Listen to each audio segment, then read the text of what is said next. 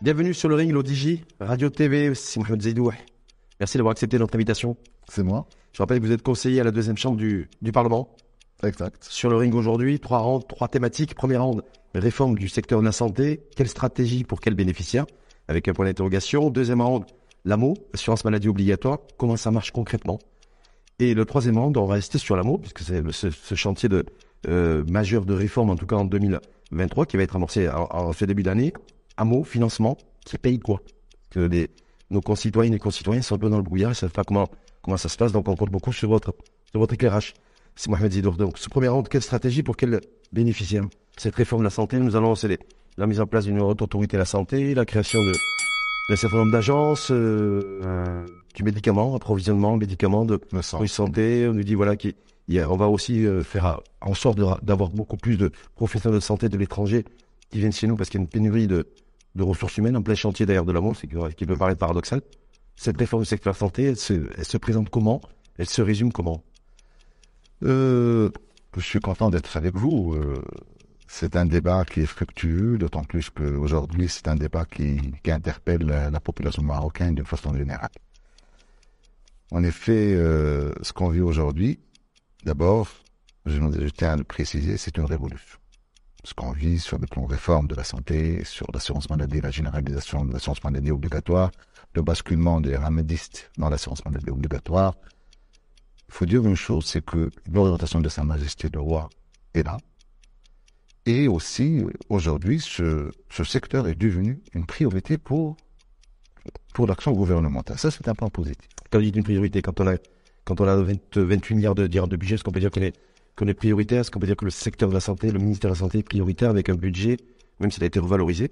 Il a été revalorisé. Ça n'atteint pas nos attentes et ne répond pas aux normes de l'OMS. Certes, il y a une évolution dans le budget. C'est vrai, mais il faut voir un petit peu le signe dans la globalité. C'est qu'aujourd'hui, il y a une génération d'assurance maladie obligatoire, il y a une mise à niveau des hôpitaux publics et des hôpitaux universitaires, il y a des réformes de la santé, il y a des réformes de la profession sanitaire. C'est un chantier. Donc aujourd'hui, on ne peut comptabiliser qu'une fois que le chantier est fini, est en place, est actif. C'est-à-dire que la réforme ne commence pas, elle a encore commencé. C'est ça que vous êtes en train de dire. Non, pas encore. Par contre, quand on nous annonce la mise en place, la création d'une haute autorité de la santé, la création d'une nouvelle agence du médicament et d'approvisionnement en médicaments, déjà qu'on sait qu'il y a beaucoup de problématiques sur les AMM, autorisation de mise sur le marché, beaucoup d'acteurs se payent là-dessus, sur le circuit très très très long, en tout cas beaucoup trop long. On s'est dit mais pourquoi création d'agences comme ça, de nouvelles agences centralisées, alors qu'on nous dit voilà il faut décentraliser en mettant en place des groupes territoriaux, des pôles de santé régionaux. Vous savez quoi, les mortels n'y comprend plus rien. Oui, la réforme, d'abord, il y a 5 réformes. Il y a la réforme, c'est la création de l'autorité de la santé, la haute autorité de la santé. Il y a une deuxième réforme qui est extrêmement importante, c'est l'agence marocaine de sang et dérivés et l'agence marocaine aussi de médicaments. Il y a la profession médicale, ça c'est très important, la profession sanitaire. Il y a aussi le groupement territorial. Par région. Par région. Vous savez, c'était notre but. C'est que la gestion de la santé devait être délocalisée. Il ne devait plus rester centralisé à Rabat. Sauf que l'agence du médicament va être centralisée à Rabat. Et que beaucoup de professionnels se disent, mais pourquoi on recentralise encore une agence, surtout du médicament, ce qui est stratégique, alors qu'on nous dit qu'on va tout décentraliser? Pourquoi ne pas centraliser par région une agence régionale du médicament? Non, j'y viens. C'est qu'aujourd'hui, il y a un groupement territorial. Donc, il y aura une région qui va gérer le système de santé dans sa globalité. Avec autonomie? Y compris... En état autonome? Avec les régions autonomes? Ah non, c'est un établissement public. C'est un établissement public dont le directeur général du groupement est nommé par le Premier ministre au Conseil du gouvernement. Donc il y aura une autonomie financière, une autonomie administrative et une autonomie aussi de gestion, c'est-à-dire dans le cas de la carte sanitaire, parce qu'il y aura une carte sanitaire aussi régionale. Qu'on attend depuis des années aussi. Hein. Exactement. Donc aujourd'hui, lorsque vous parlez de l'agence des médicaments, Oui. il y aurait une agence nationale. Mais dans chaque région, il y aurait un représentant de l'agence nationale. Pourquoi créer une nouvelle agence du médicament? Parce que beaucoup ne comprennent pas. Si je m'en tiens au propos du ministre de tutelle, donc Khaled Aïdaleb, il fait une déclaration il y a quelques jours, je crois, il est à la deuxième chambre, en début de semaine, en disant c'est pour assurer et garantir notre souveraineté sanitaire. Non. Comment la création d'une nouvelle agence du médicament va garantir notre souveraineté sanitaire? Non, c'est que lorsqu'on crée une agence avec ses avantages d'autonomie financière, il a plus de possibilités à assurer cette sécurité. C'est-à-dire qu'il y aura une vision. Aujourd'hui, on a une direction qui dépend du ministère de la Santé. Donc, il est chapeauté par le ministère et n'importe quel ministre qui vient, il a un droit de regard direct. Aujourd'hui, il y aura une agence qui aura une vision nationale. Et qui sera rattachée à la primature. Il sera non, il sera toujours présidé par le ministre de la Santé, mais c'est une agence qui sera autonome dans sa prise de décision. C'est-à-dire que le ministre de tutelle, en l'occurrence, Khaled Aïdaleb, notre ministre demain, il sera un contrôle. Ça sera sous son autorité aussi. Pas son autorité. Il est le président du conseil d'administration. D'accord. Donc, il a une gestion autonome. Il aura une vision. Évidemment, le ministre a toujours le droit de regard. Heureusement, d'ailleurs. Il a toujours le droit de regard. Mais l'agence, vous devez savoir aujourd'hui que l'agence des médicaments, telle qu'elle est aujourd'hui, elle est tellement critiquée qu'on ne sait pas l'erreur revient à qui. Est-ce que c'est la direction? Ou bien c'est le ministère. Aujourd'hui, au moins, il y aura l'agence dont le seul responsable est le directeur général de l'agence. Est-ce qu'il y a une politique du médicament qui est derrière ça? Parce qu'on sait très bien aujourd'hui qu'on est entre 60% de nos besoins en médicaments. Il y a parfois des ruptures, d'ailleurs, au niveau des pharmacies de certains médicaments. Est-ce que ça va encourager? Parce qu'il y a tout un chantier. Parce que je me dis que tout ça, c'est un préambule à la mise en route et à la réussite surtout de l'AMO. On est bien d'accord. Donc, on va passer de 11-12 millions de personnes assurées à 23. Donc, on va doubler. Donc, ça veut dire que fondamentalement, et dans l'absolu, c'est plus de consommateurs, entre guillemets, de produits médicamenteux. Est-ce que derrière ça, il y a tout un modèle économique aussi fait en sorte, au travers de cette agence, pour qu'il y ait beaucoup plus de production locale de médicaments? C'est le but. Je ne sais pas parce que c'est pas dit par les éditeurs. Non. Vous savez, je vous donne une chose. Je crois que j'ai une chose à reprocher au gouvernement, c'est qu'il y a beaucoup de choses qui ont été réalisées qui sont très positives, mais le problème, c'est qu'il y a une mauvaise communication. Donc aujourd'hui, le but de l'agence, c'est essentiellement d'avoir une gestion moderne, de faire face à transparence également. Transparence. On va pas revenir sur tous les deux. Ah oui. Les affaires à avoir au niveau du médicament, des AMM, tout ce qui s'est passé. C'est normal. C'est normal aujourd'hui. Vous savez, on vit dans un monde clair aujourd'hui. On ne peut pas se permettre ce genre de comportement. Donc par conséquent, aujourd'hui, l'agence a le droit de donner un bilan, mais essentiellement pour faire face au déficit ou bien ce qu'on appelle cette pénurie médicamenteuse. Vous savez que parfois de ces pénuries, ils sont voulus. Les médicaments existent au Maroc, mais comment ça se passe? Parfois, c'est que parfois les grossistes, ils ont un retard par rapport aux pharmaciens, ils ont un retard de paiement par rapport aux grossistes. Donc évidemment, lorsque dépasse le délai, ils arrêtent la livraison. Et en ce moment-là, lorsqu'on se déplace vers la pharmacie, ils nous disent que tel médicament il n'existe pas. Il n'existe pas. C'est qu'il n'a pas été livré par des grossistes. Mais il existe comme ça qui a été le cas pour les médicaments de la thyroïde, l'ivothyrox et tout. Donc aujourd'hui, il faut avoir une gestion claire. C'est le but de l'agence. Il faut avoir quand même une vision nationale pour éviter les pénuries. Il faut rentrer en contact aussi avec les fournisseurs. Dernière question avant de passer au deuxième axe. Mohamed Zidour, sur un autre sujet aussi qui taraude un petit peu, c'est les ressources humaines et le secteur privé. Alors je vais démarrer avec vous. C'est d'abord sur la place du secteur privé, haute autorité de la santé, création d'une nouvelle agence du médicament, vous dites, qui va être modélisée dans les régions avec chaque région autonome là-dessus, en tenant compte de ses spécificités, ce que vous avez clairement dit. La place du privé là-dedans. On va rencontrer les différents acteurs, Mme Semlali, président de l'association nationale des cliniques, pour Jafar Lekel, également en tout cas au niveau des représentants du secteur privé. C'est voilà, on disait, mais nous, que ce soit la haute autorité de la santé ou la nouvelle agence du médicament, nous n'avons même pas été invités à une réflexion. Vous savez, moi, je vous dis une chose. Aujourd'hui, si ce chantier rentre sans l'appui de deux pieds, et les deux pieds, c'est quoi? C'est le cadre médical et paramédical étatique et le secteur privé. Parce qu'aujourd'hui, le privé est absent aujourd'hui. Parce qu'aujourd'hui, le privé, on n'oublie pas que le privé aujourd'hui, il représente 60% de dépenses de la santé. Complètement. Non. Donc, c'est un acteur qui est essentiel.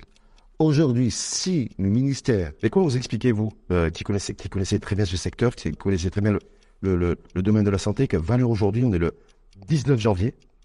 Vous savez, il y a un programme... Le secteur privé n'a toujours pas été invité à une table de réflexion et de négociation avec le secteur public. Alors qu'on nous dit qu'on va mettre sur les rails l'AMO et qu'on fait tout pour qu'elle réussisse. Le secteur privé n'a toujours pas été invité.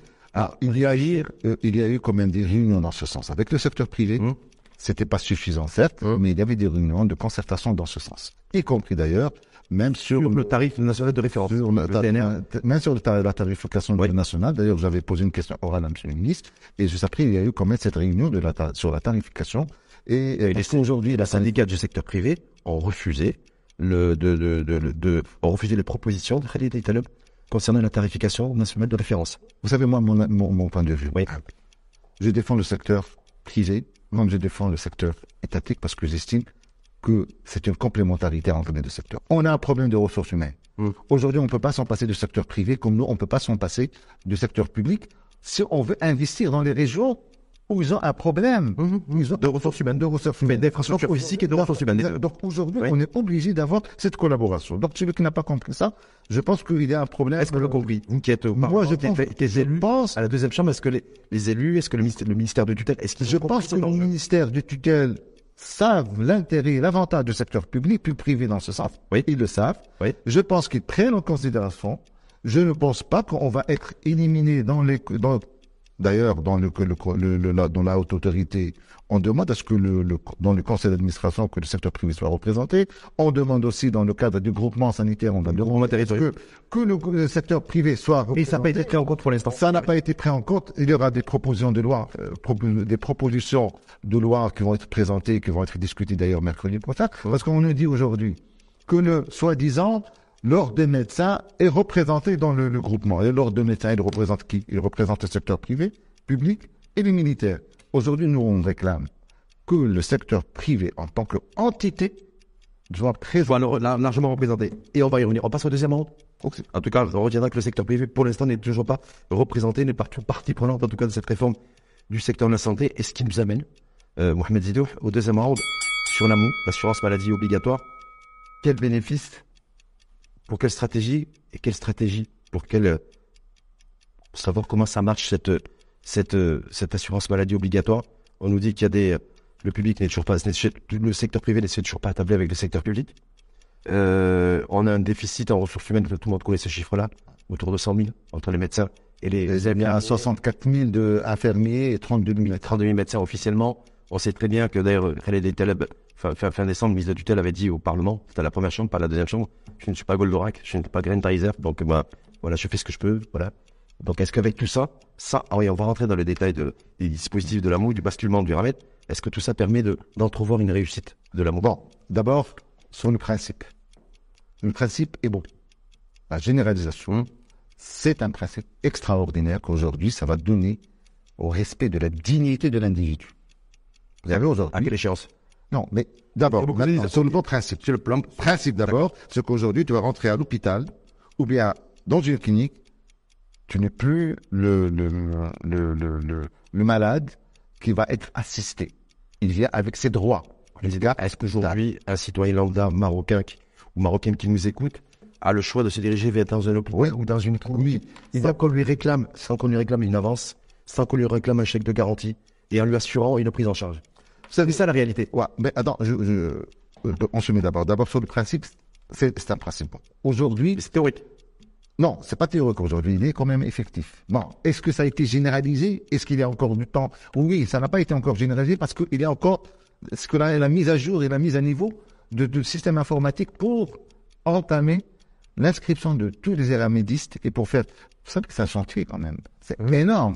Mais aujourd'hui, est-ce que vous voulez qu'on démarre une fois que tout est réglé ou bien il vaut mieux qu'on commence et on essaie d'arranger les imperfections? Tout dépend de ce qu'on dit aux Marocains et aux citoyens. Lorsque le chef de gouvernement, c'était à la Chambre des conseillers d'ailleurs, s'est exprimé sur l'AMO, la semaine dernière, on est bien d'accord, a fait cette déclaration publique, donc, en disant qu'aujourd'hui, qu'il était fier sur le fait que 100% des Marocains, pratiquement, étaient couverts. Oui, donc le Marocain qui entend ça, le citoyen lambda, et c'est tout à fait légitime, se dit, mais si effectivement je le suis, donc je peux me rendre dans un hôpital ou dans une clinique à ma guise, je suis pas dans l'obligation de faire une avance de paiement. Et j'ai la garantie d'avoir à ce que la CNSS me rembourse une partie des soins. Sauf que dans la réalité, c'est différent. Non, je vais vous dire une chose. Le Premier ministre, le président du gouvernement, lorsqu'il a dit que 100% des individus ont été... Faut faire. Ça fait cette déclaration. C'est vrai. Ouais. Bon, maintenant... Sur le papier. C'est vrai. Mais maintenant, qu'est-ce qui se passe? C'est qu'il y a la Caisse nationale de sécurité sociale qui s'occupe d'informatiser tous les adhérents. On est passé de 10 millions. Aujourd'hui, on va se mettre à 3 millions, 24 millions pour arriver à 30 millions. Vous savez que c'est pas évident. Donc, ça veut dire quoi? Ça veut dire qu'en fait, le chef du gouvernement a fait une erreur de lexique. Non. De langage. Non. Au lieu de dire 100% des Marocains quasiment inscrits, c'est 100% des Marocains. Non. Ouvert, je veux dire, c'est 100% des Marocains inscrits à la CNSS. Le président du gouvernement a dit que 100% c'est vrai. Aujourd'hui, il y a certaines imperfections dans le système parce que ils sont en train de faire la mise à jour. Il y a des gens qui ne sont pas... Vous savez, aujourd'hui, il y a une loi qui a été votée pour ceux qui ont des revenus personnels qui peuvent aller s'inscrire à l'AMO. Vous savez qu'aujourd'hui, avec une telle loi, ça te donne une ouverture de 2 à 3 millions de personnes qui doivent s'inscrire. On n'est même pas à 8 000. C'est qu'aujourd'hui, même l'individu, même le citoyen, doit comprendre l'intérêt de son assurance maladie obligatoire. Sauf que certains citoyens, moi, fait Zidour, à tort ou à raison, n'ont pas confiance aux politiques, n'ont pas confiance au discours politique aussi, et ne sont pas convaincus par la communication politique. Je ne suis pas d'accord. Aujourd'hui, il faut être confiant pour notre pays et ce qu'il est en train de traverser et ce qu'il est en train d'être. Là où, vous savez qu'aujourd'hui, le Maroc évolue. En 20 ans, le Maroc est une révolution ce qu'il connaît aujourd'hui. Sur le plan des infrastructures, sur le plan de la mise à niveau des hôpitaux, sur le plan des réformes qu'il est en train de faire de la santé. Il ne faut pas aussi avoir ce regard négativisme. Non, le Maroc évolue. Évidemment, est-ce qu'on veut l'évoluer à quel rythme, sur quelle vitesse? Ça, c'est un autre problème. Aujourd'hui, le Maroc évolue comparaison à son entourage. Aujourd'hui, on ne peut pas dire que le citoyen ne fait pas confiance aux politiques. Pourquoi il ne va pas faire confiance aux politiques? Aujourd'hui, il a une généralisation, c'est un fait. C'est pas une querelle. Les enquêtes qui ont été menées dans ce sens, vous savez que plus de 77%, 77, je pèse mes mémoires, 60% des personnes inscrites à la CNSS, à jour de cotisation, voilà, pas forcément sur les 12 derniers mois, mais lorsqu'ils vont consulter un médecin, un orthopédiste, par exemple, ou autre, eh bien, ils ne déposent même pas un dossier de remboursement à la CNSS. Et ça, c'était bien avant l'inscription à l'AMO. Donc, voilà, vous voyez bien ce que il y a quand même un climat de France à instaurer. Regarde, également. Regarde. Ouais. On ne peut pas prendre quelques cas sporadiques. Il y en a. Et pour faire une conclusion que les choses ne marchent pas. Pas du tout. Aujourd'hui, la CNSS a fait un effort extrêmement important pour le remboursement et qui ne dépasse, ils sont arrivés à un record entre 3 à 4 semaines de remboursement. Parfois, il y a des dossiers qui peuvent tarder. Pourquoi? Soit parce que l'adhérent lui-même n'a pas rempli correctement son dossier, soit il y a un problème effectivement administratif. Mais c'est des cas sporadiques. On ne peut pas aujourd'hui établir sur une moi j'ai vu ce chiffre-là qui m'a alerté. Une volonté politique vraiment qui va faire évoluer aussi bien la santé que son niveau, pour quelques cas sporadiques et pour dire que, est-ce que le citoyen marocain aura confiance aux politiques ou non? Aujourd'hui, on fait confiance à notre pays. Aujourd'hui, le garant, c'est Sa Majesté. Et la continuité de l'État est là. Et aujourd'hui, tout le monde travaille parce qu'il sait que ça veut dire l'intérêt du citoyen et de notre pays. Aujourd'hui, très concrètement et de manière très schématique, une personne qui sera dans une clinique, d'accord, qui a sa couverture, qui est un ancien amédiste ou qui a une couverture AMO, aujourd'hui, est-ce qu'il faut qu'il paye à l'entrée d'une clinique? Est-ce qu'il connaît le taux de remboursement de la prestation médicale, si c'est une intervention chirurgicale? Est-ce que tout ça, c'est cadré, chiffré? Si vous me donnez 2 minutes, je vous explique. Allez-y. Bon. Aujourd'hui, le citoyen a le droit d'aller au public avec sa carte de CNSS, de l'AMO. Il ne paie rien dans les établissements publics. Pourquoi? C'est l'État qui paie pour lui. Et ça, c'était le cas des ramédistes déjà. Non. Pour les ramédistes, c'était Non, maintenant, avec sa carte, il est couvert à 70%. Les 30%, c'est l'État qui va lui payer.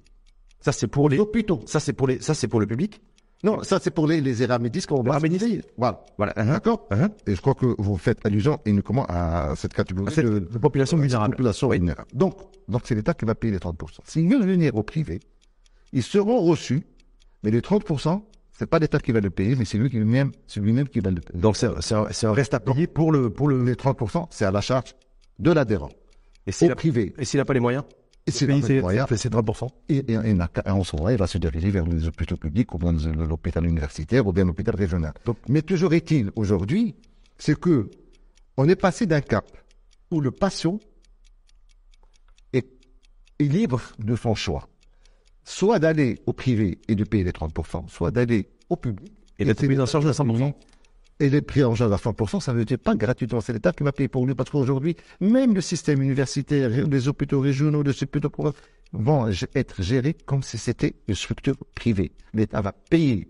Et la CNS va payer pour lui. Donc avec souci de rentabilité. Donc quand on est dans une privée, on est bien d'accord. Ah non, mais c'est le but. C'est le but, c'est pour essayer d'avoir cette autonomie financière et c'est d'avoir aussi d'être concurrent sur la place. Parce qu'aujourd'hui, pourquoi, si vous voyez un petit peu, 1,5 milliard de dirhams qui a été réservé pour la mise à niveau des hôpitaux. Oui, j'ai vu ça. Aujourd'hui, il y a 4 centres hospitaliers universitaires qui sont en train de se faire. Celui de Rabat, celui de Tanger Ifini, celui de Lyon, celui de de Goulmib. C'est pour avoir... Ça, c'est l'infrastructure physique. C'est Mohamed Zidour. On a besoin aujourd'hui. Vous l'avez dit tout à l'heure. Bon, maintenant, vous me dites aujourd'hui, d'accord, tout ça c'est beau, les ressources humaines. Voilà. Les ressources humaines, c'est pas un problème typiquement marocain, mais c'est un problème qui est mondial aujourd'hui. Vous savez pourquoi? Aujourd'hui, l'État a fait une erreur. Parce que, au moment où on disait, attention, il faut qu'on protège nos médecins, il faut protéger nos cadres paramédicaux, parce qu'à ils risquent, à un moment ou à un autre, partir, parce qu'ils sont demandés à l'étranger. Ils sont 5 fois, 6 fois plus mieux payés qu'en France, qu'en Allemagne, qu'en Espagne. Ils partent pour une meilleure qualité de vie. C'est même pas les qualités de motivation, ça n'a rien. Non, mais encore plus, ils partent pour une meilleure qualité de vie. Oui. Ils partent aussi pour une meilleure qualité de prise en charge. Éducative. Sanitaire éducative. Éducatif. Sanitaire C'est éducatif. extrêmement important. Et gratuitement. Et prise en charge aussi dans les hôpitaux. Est-ce qu'on va aujourd'hui, avec les ressources humaines dont nous disposons à travers de notre pays, parce que construire des hôpitaux, des CHU, on sait faire. Il n'y a pas de souci par rapport à ça. Par contre, il nous faut des professionnels de santé, d'accord? Comme vous d'ailleurs, parce que vous êtes également professionnel de santé, qui soient là au service du bon fonctionnement de l'AMO. On est bien d'accord? Parce qu'on rentre dans une nouvelle ère, vous l'avez dit, c'est une révolution. La mise en place de cet AMO, il faudra du temps pour qu'elle soit fonctionnelle, mais en tout cas, c'est le début de l'histoire. Mais en même temps, on a un gros déficit en matière de ressources humaines. Bon, est-ce que ça va pas? Parce qu'on va passer au financement dans le troisième monde. Est-ce que d'abord, le fait d'avoir un gros déficit en matière de ressources humaines va plomber le démarrage de l'AMO? Vous savez ce qui va plomber? C'est 2 choses. Moi, je pense que, d'abord, je commencerai par le ressources humaines en réponse à votre question. Je pense qu'aujourd'hui, le partenariat public-privé va jouer un rôle extrêmement important. Et là, la loi a été discutée, c'est les professions sanitaires, et qui vont pouvoir avoir la possibilité de venir soit dans le secteur privé, soit de venir dans le secteur public, dans les régions où il y a un déficit pour une complémentarité. On n'a pas le choix. Pensez que vous espérez? Non, ça c'est des acquis dont je vous parle. Parce qu'aujourd'hui, il faut rentabiliser nos ressources humaines. On n'a pas le choix. On a un effectif tel, il faut le rentabiliser au maximum. Et moi, je défends autre chose. C'est qu'aujourd'hui, que le médecin qui est autorisé à Rabat d'exercer sa médecine, donnez-lui la liberté d'aller exercer sa médecine sur le territoire marocain. Par exemple, en tant que traumato-orthopédiste, il y a dans la maison de Rachidia, ils veulent que je vienne opérer. Pourquoi la loi n'évolue pas là-dessus? Parce que c'était pas le vieux juridique qu'il aurait fallu déjà actionner. C'est pas l'État, c'est l'ordre des médecins. Ouais. Ça, c'est l'ordre des médecins et ça, c'est les propositions qu'on doit faire. Mais l'État a donné la possibilité de ce partenariat public-privé. C'est un pas important. Aujourd'hui, il faut quand même le compléter pour faire cette mobilisation de l'État à travers le territoire. On risque pas de régler tous les problèmes, mais on va rentabiliser au mieux nos ressources humaines. Deuxièmement, c'est qu'aujourd'hui, le gouvernement a fait signer la possibilité d'avoir des compétences étrangères au Maroc. Est-ce que c'est une bonne chose, ça? Parce que je sais que les avis au niveau de la profession et des professionnels de la santé sont très partagés là-dessus. Il y a eu l'arrivée des boucliers, je m'en souviens d'ailleurs des présidents de conseil de l'ordre des médecins il y a 1 an et demi, avant que la loi soit mise en place et votée d'ailleurs. C'est-à-dire, si ça va être un plus oui, dans la qualité qui va être complémentaire parce qu'aujourd'hui, on a des déficits dans certaines spécialités. Mais qu'on va amener, je vous remettrai dans la même loi de la libéralisation. Les infirmiers bulgares, est-ce que ça vous dérange? Est-ce que vous mettez en doute la qualité, la compétence d'une infirmière bulgare, par exemple, ou d'un... Dans le cas, vu notre déficit, oui, il n'y a aucun problème. Mais je vais vous dire une chose. Moi, le problème qui me dérange, par exemple, c'est lorsqu'on avait discuté la libéralisation du secteur de la santé. J'étais parmi les gens qui disent, oui, c'est une bonne chose, parce que, pourquoi? Parce que c'était dans un but d'essayer d'améliorer la médecine dans les régions qui sont en déficit d'infrastructures. Et on a voté cette loi. On a été pour cette loi que ça passe. Aujourd'hui, cette loi est passée, et finalement, les investissements dans le cadre de la libéralisation, l'investissement se fait où? Marrakech, Casablanca, Rabat. Il y a changé. Concentration, Ça veut dire que les régions qui sont déjà en déficit le resteront et ils le sont toujours. Et aujourd'hui, on est en train d'investir dans des régions qui étaient épargnées. Justement, on va rester sur les... Est-ce qu'aujourd'hui, c'est une bonne chose? Et c'est pour ça que je demande aujourd'hui, et j'ai toujours demandé que la carte sanitaire nationale et régionale est importante, et que l'État et le gouvernement doivent avoir un droit de regard dans la répartition de l'investissement. Sinon, on va se retrouver toujours dans le même problème. Certains de vos confrères, d'ailleurs, appellent à une fiscalité régionale à la carte pour l'investissement. On va faire la même chose avec ceux qu'on va ramener aussi à l'étranger. Pour les mettre à Rabat, à Casa et à Tanger, ça n'aura aucun impact parce que notre problème de déficit se trouve ailleurs. On reste sur le financement, on parlait des financements, sur le financement de l'AMO, justement.